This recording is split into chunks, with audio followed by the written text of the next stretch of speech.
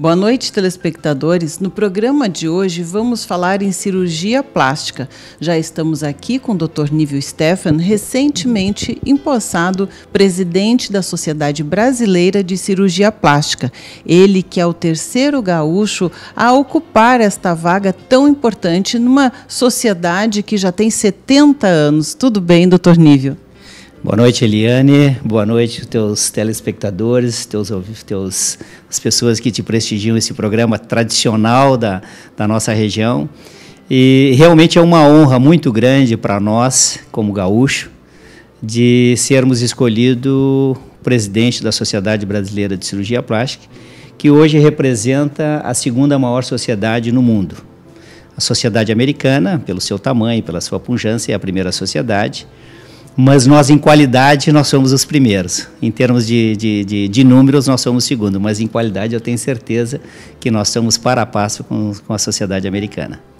Eu também não tenho dúvidas disso, porque o Brasil já tem essa tradição de ter, neste segmento, um dos melhores serviços do mundo, não é? Eu acho que o brasileiro, a brasileira, faz muita cirurgia plástica, em razão de determinados fatores, um país tropical, quem sabe, não é? E com isto, um grande aperfeiçoamento, grandes estudos em relação a isto e uma crescente aí, tecnologia que também auxilia, não é? Sem sombra de dúvida, essa conquista, esse respeito, tanto nacional como internacional, ele é fruto de um trabalho que vem ao longo dos anos. Nós estamos em 2018, a sociedade está fazendo aniversário, 70 anos, e dentro dessa construção, a Sociedade Brasileira de Cirurgia Plástica, ao longo dos anos, conquistou de uma maneira assim, muito firme o respeito, tanto nacionalmente como internacionalmente. E nós temos hoje, você sabe,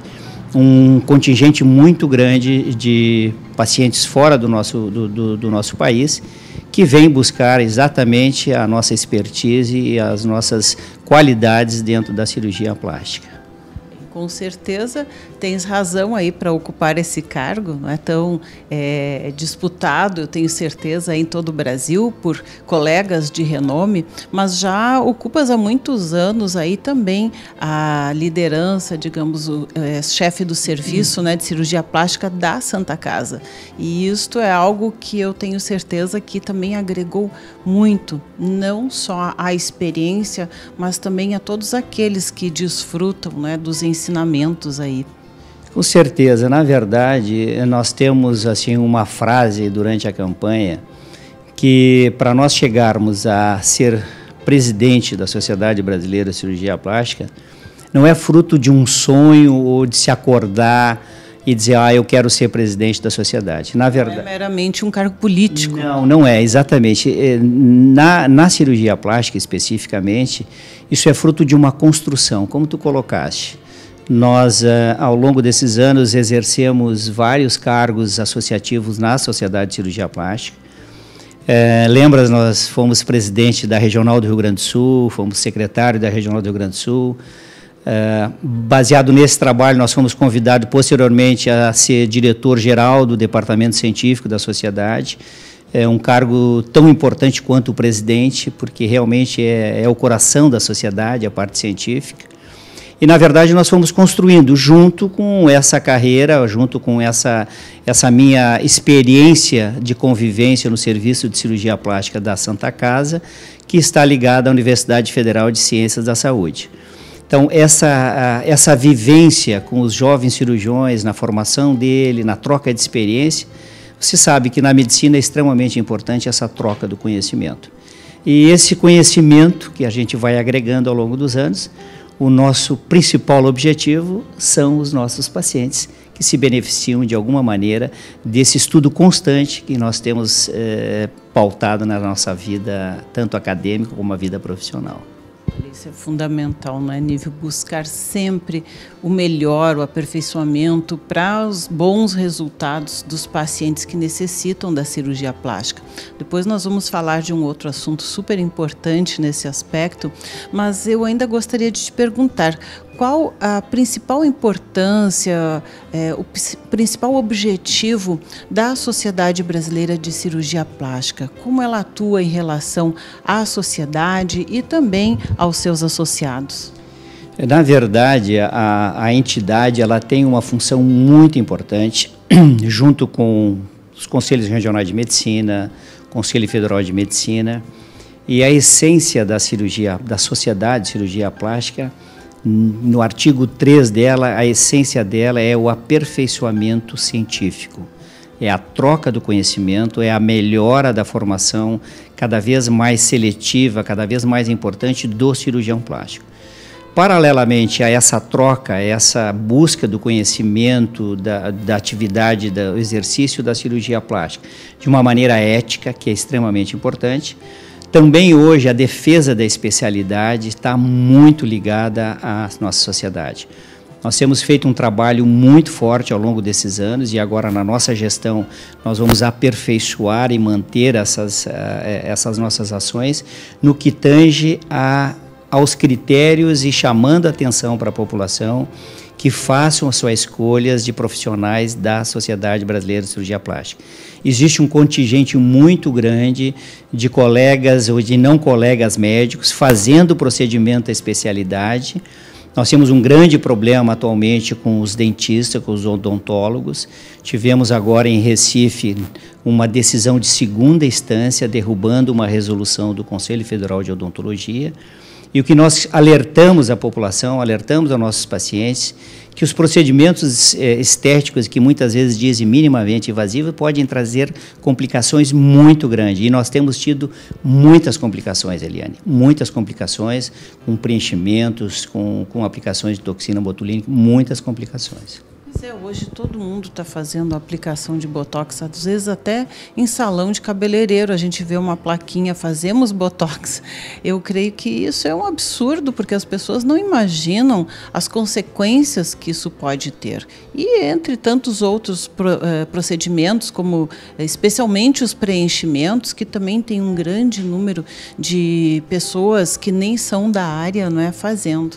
Esse é o grande problema nosso hoje, é exatamente a invasão da especialidade por profissionais ou pessoas que não estão preparadas para realizar esses procedimentos.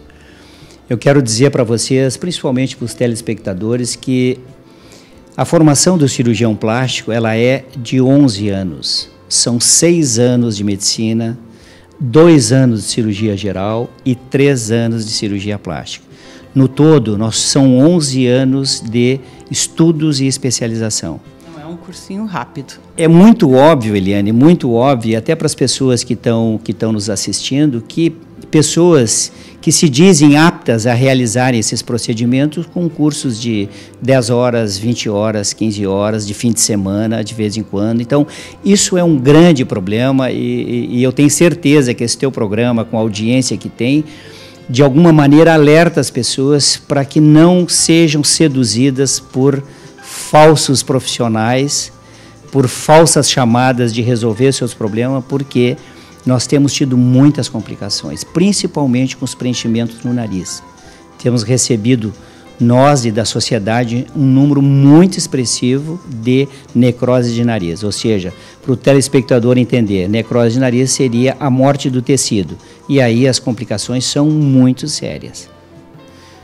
Doutor Nívio, necrose de nariz é algo muito sério, a pessoa perde o nariz, como é que fica isso depois, não é? Realmente é extremamente difícil as reconstruções do nariz. São situações extremamente dramáticas, é óbvio que são vários tipos de necrose, pode ser pequena, média, grande, enfim, mas nós temos recebido várias complicações de tudo que tu podes imaginar de extensão e de gravidade. E nós tivemos recentemente, numa cidade em Santa Catarina, que uma paciente foi submetida a uma aplicação de preenchimento por não cirurgião plástico, por não profissional da área, não um cirurgião plástico, e essa paciente foi ao óbito. Então, de um simples preenchimento.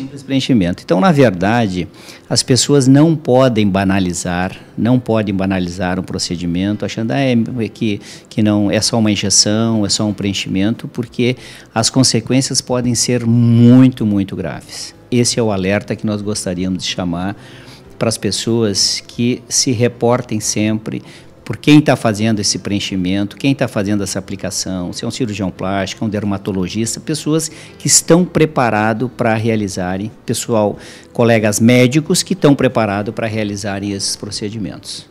É verdade, muitas vezes estão cheios de clínicas por aí, né? As trambiclínicas que a gente chama, e cheio de profissionais que, interessados somente no dinheiro do paciente, na parte financeira, acabam fazendo esses absurdos.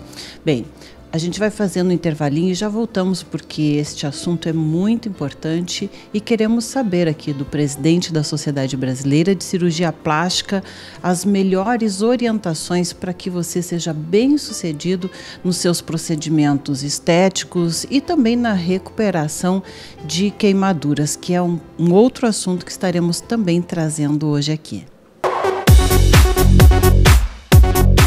Estamos de volta hoje conversando com o Dr. Nívio Stephan, que é presidente da Sociedade Brasileira de Cirurgia Plástica. Ele que há pouco nos falava das complicações sérias, importantes e até óbito por causa de procedimentos realizados com imperícia, com imprudência, por profissionais que não fazem parte da Sociedade Brasileira de Cirurgia Plástica. Afinal de contas, para um médico fazer parte desta sociedade, existem muitos critérios, não é, doutor Nívio?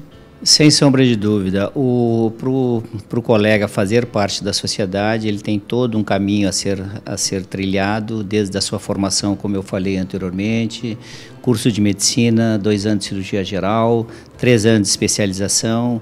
Uma vez terminada a especialização, ele faz uma prova escrita, uma prova oral e uma prova de títulos para ser intitulado especialista em cirurgia plástica. Então, o que nós gostaríamos de deixar como mensagem às pessoas é que, ao pensarem em realizar um procedimento, se cerquem das seguranças necessárias para esses procedimentos, uma orientação de algum colega, de um médico, mas sempre se reportarem ao site da Sociedade Brasileira de Cirurgia Plástica, colocando o nome do profissional, e isso já é uma referência muito importante para que vai realizar um procedimento com uma pessoa preparada, habilitada, para chegar próximo daquela expectativa que ela busca no procedimento. Não somente o resultado estético, que é o objetivo importantíssimo, né?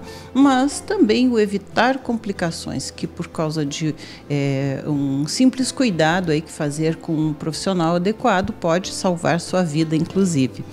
Bem, doutor Nívio, mas eu gostaria agora de conversar um pouco sobre outra área que também é sua especialidade e que está repercutindo muito aí, um trabalho realizado por ti a respeito de banco de tecidos, banco de pele, é isto? Exatamente.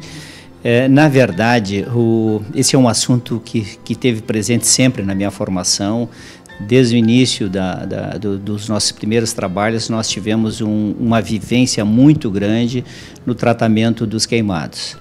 Como nós participamos do Serviço de Cirurgia Plástica da Santa Casa, que está ligado à Universidade Federal de Ciências Médicas, e que dentro dessa instituição, no Hospital Dom Vicente Scherer, nós temos um dos bancos de tecido pele que é a referência no Brasil. E se vocês assim, se lembrarem, na tragédia que houve com a Boate Kiss, esse banco de tecido foi extremamente importante no tratamento desses queimados.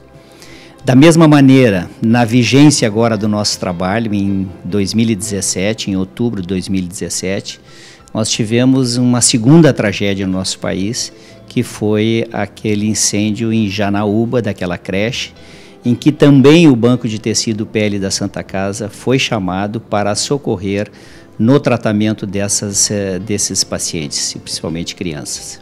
Afinal de contas, nós temos aí somente 4 bancos de pele no Brasil, não é? Então, dentro dessas motivações, depois de muito tempo de vontade, de pensamento, nós iniciamos em 2016, dentro da nossa intensa atividade, achamos um espaço para começarmos o nosso mestrado profissional em Ciência, Tecnologia e Gestão de Tecidos aplicado à regeneração tecidual.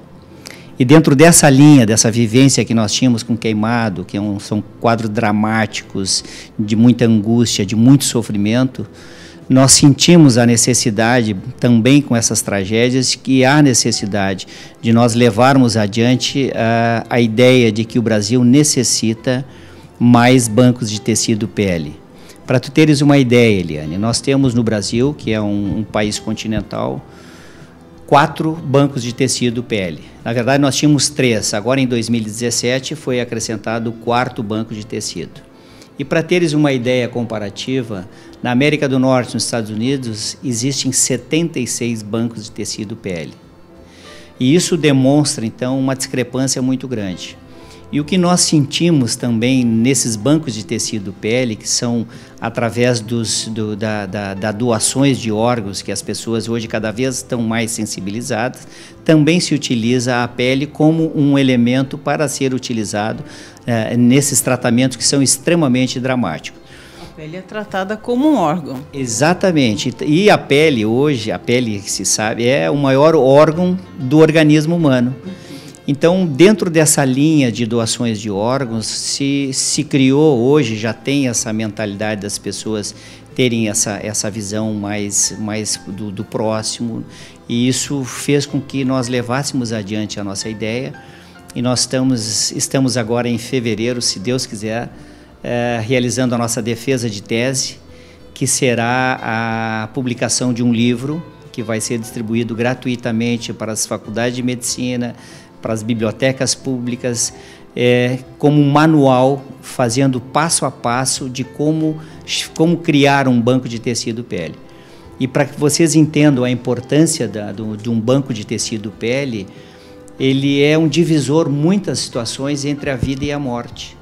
E a utilização desses enxertos, mesmo temporário, eles mostraram ao longo do tempo dos estudos que eles diminuem muito a mortalidade desses pacientes grandes queimados. E junto com isso, o preço desses haloenxertos que nós chamamos, ou seja, essas lâminas de pele que se utiliza para o tratamento de queimado, ela é 20 vezes mais barato que uma matriz ou um curativo sintético. Então, nós temos uma demanda grande que a gente pode usar dentro das condições econômicas de um país pobre como o nosso. Bem, doutor Nível, as pessoas leigas devem estar pensando, poxa, mas daí eu vou ficar com uma outra pele, mas na verdade a principal função desse enxerto de pele é preservar inicialmente a vida, né, do paciente queimado, especialmente o grande queimado. Então, gostaria que tu explicasses, né, aos nossos telespectadores o porquê disso, como isso funciona. Se não houvesse esse enxerto de pele, o que aconteceria? Para que as pessoas saibam que não é algo meramente estético, né? É exatamente assim. Para teres uma ideia, as primeiras pesquisas de utilizar a pele de outra pessoa, começou isso já no século XIX, né? E naquele tempo as pessoas já observavam que colocando a pele, em 2 semanas o organismo eliminava, certo? Mas depois se viu que mesmo sendo eliminado, ele era extremamente importante naquela fase aguda do queimado. E isso fez com que muitas pessoas sobrevivessem e a melhora depois para colocar a própria pele do indivíduo. Porque o que acontece, Eliane? Num grande queimado, em áreas de extensão, tu tens pouca pele do indivíduo para ser usado no primeiro momento. E se tu não usares essa pele, por exemplo, como um curativo biológico, a gente chama temporário, isso pode fazer com que a pessoa tenha uma infecção, perde líquido, perde calor e muitas vezes vai ao óbito por falta dessa cobertura. pele é importantíssima, é um órgão de proteção, então, e é uma barreira à entrada de bactérias, além de, claro, não se perder todos esses líquidos corpóreos, enfim, né, substâncias que o organismo precisa para a sobrevivência. Exatamente, a tua explicação como médica, ela realmente corrobora isso. E o que é importante para as pessoas entenderem é que a pele, as pessoas que doam a pele, elas não ficam transformadas. E isso foi motivo de trabalho em algumas culturas, assim, pessoas que muitas vezes, eu não vou doar a pele porque vão transformar o meu corpo. Isso é uma preocupação e não existe, isso aí é um tabu. Na verdade, as peles que se tiram são em áreas cobertas, que ficam com curativos, com todo o cuidado, são retirados em ambiente cirúrgico, como se fosse uma retirada de um coração, de um rim. Ele faz parte dessa conscientização do transplante como uma maneira geral. E essa preocupação das pessoas, essa é a mensagem, quando vocês pensarem em ser doadores, como nós somos, a pele é extremamente importante e pode salvar vidas. E a pessoa que doa a pele, ela não vai ficar desfigurada, que é sempre uma preocupação. Fica em áreas escondidas, no sexo feminino, até na porção anterior das pernas, se preserva isso. Então, nas abdominoplastias, nós temos uma doação grande aí de pele. Foi no início também do trabalho na Santa Casa, do Banco de Tecido de Pele, através de pele do abdômen. Olha que interessante. E depois ele entrou dentro dos protocolos dos pacientes que são os doadores. Olha que interessante, exatamente isso. Os primeiros peles do banco de tecido da Santa Casa foram frutos das cirurgias de abdominoplastia. E hoje ainda com as cirurgias bariátricas, né, as cirurgias de redução de peso, as pessoas emagrecem 40, às vezes 50 quilos e depois há a cirurgia plástica reconstrutora para tirar aquele excesso de pele. Esta pele pode ser doada então também? Também pode ser, é uma fonte de pele que pode ser utilizada. E para encerrar esse assunto tão interessante, é que existe no Brasil um trabalho também bem pioneiro, que deve ter ouvido falar, que é a pele de tilápia, de um colega de Fortaleza, do Ceará. É um trabalho que está no mundo inteiro, que faz essa pele de tilápia para fazer a cobertura em queimados. Olha que interessante, porque hoje a gente vê muitos produtos, acessórios, bolsas, calçados, onde se utiliza essa pele, mas que isso poderia ser usado em queimaduras é uma grande descoberta também. É uma surpresa quando se fala isso, mas hoje para entenderes, e principalmente as pessoas, da importância da cobertura na fase aguda do tratamento queimado. Até pele de tilápia é uma coisa pioneira, interessante, mas ainda a pele de transplante ela tem menos rejeição que, no caso, a pele de tilápia. Bem, doutor Nível, hoje nosso programa já está terminando, mas a gente tem muito assunto ainda que quer conversar aí contigo. Sempre é um grande prazer, Eliane, poder falar com você, com teus telespectadores, de trazer informações da especialidade e agora também com uma responsabilidade maior como presidente da Sociedade Brasileira de Cirurgia Plástica. Na verdade, nós temos marcado, provavelmente agora em fevereiro, nós faremos a defesa da tese e já na defesa da tese já teremos já os livros impressos desse manual, do passo a passo, e certamente em março ou abril a gente vai fazer um lançamento aqui na nossa terra, né, para prestigiar São Leopoldo, Novo Hamburgo, e com certeza que você vai estar presente, já está convidada já. Muito obrigada e a gente vai estar lá sim. Agradecemos a você que esteve conosco também no Viver Bem de hoje e voltamos amanhã com você. Obrigada, Dr. Nível, e parabéns aí por mais este título, presidente da Sociedade Brasileira de Cirurgia Plástica. Obrigada. Realmente é uma satisfação, é uma honra e uma responsabilidade junto, né? Não só uma responsabilidade política, mas principalmente médica e de gestão. E para nós que somos nos 70 anos de cirurgia plástica, sermos o 4º gaúcho a ser presidente, mas na verdade somos 3 porque um deles teve a reeleição. Então isso é uma maneira de orgulho muito grande para nós como pessoa e principalmente para a nossa região e para São Leopoldo. Nós adoramos, né? Estamos com ele pertinho aqui da gente. Bom, então, até amanhã com você. Viver Bem.